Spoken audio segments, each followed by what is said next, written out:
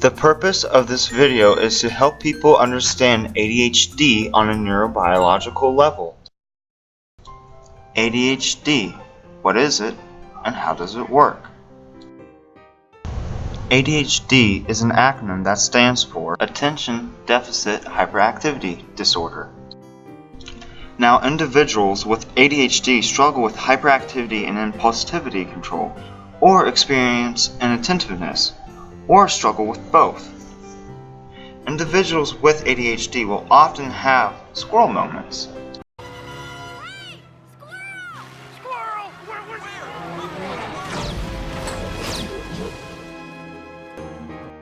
But how does it work? There are millions of cells or neurons densely packed into various regions of the brain. These neurons consist of a cell body. Then they consist of dendrites, which act like receivers receiving incoming electrical messages. The messages then travel to the axon, which act like a road that leads to the axon terminal. Then the terminal controls which messages are sent to the next neuron, much like an airport terminal controlling which airplanes can leave. Now, it's important to know that within each terminal there are vesicles, which are sacs that contain neurotransmitters.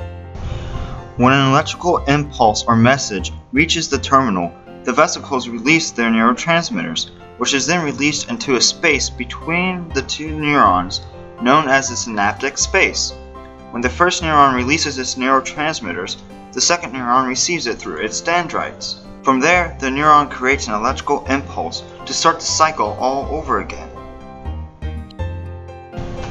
It's actually kind of like sending a text message.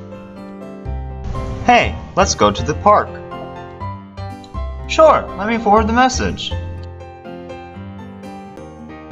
Now, it's important to know that these used neurotransmitters are discarded back into the synaptic space. But what prevents them from clotting?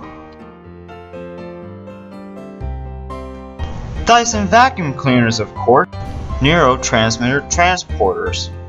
Much like dirt being sucked up by a vacuum cleaner, neurotransmitters are sucked up by a neurotransmitter transporter. However, these vacuum cleaners are more like monstrous F5 tornadoes. At least for those with ADHD. Instead of just sucking up the used neurotransmitters, these tornadic transporters are powerful enough to suck up neurotransmitters that are still being used. Thus, the message was sent by one neuron, but never received by the other.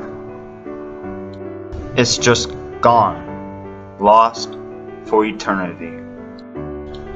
Furthermore, only weak messages, much like a tree with shallow roots, will get sucked up by the transporters. However, stronger messages, much like a deep-rooted tree, will stand. Thus, the message will be received by the other neuron. So when multiple messages are being sent, such as, "I'm so bored," or "Hey, let's go to the park," or "You can't go, you're grounded," one of them is bound to get lost. So the weaker message will obviously be sucked up by the neurotransmitter transporter. So a person with ADHD might do something that they know isn't right, but they can't help it because they never received the message telling them not to do it.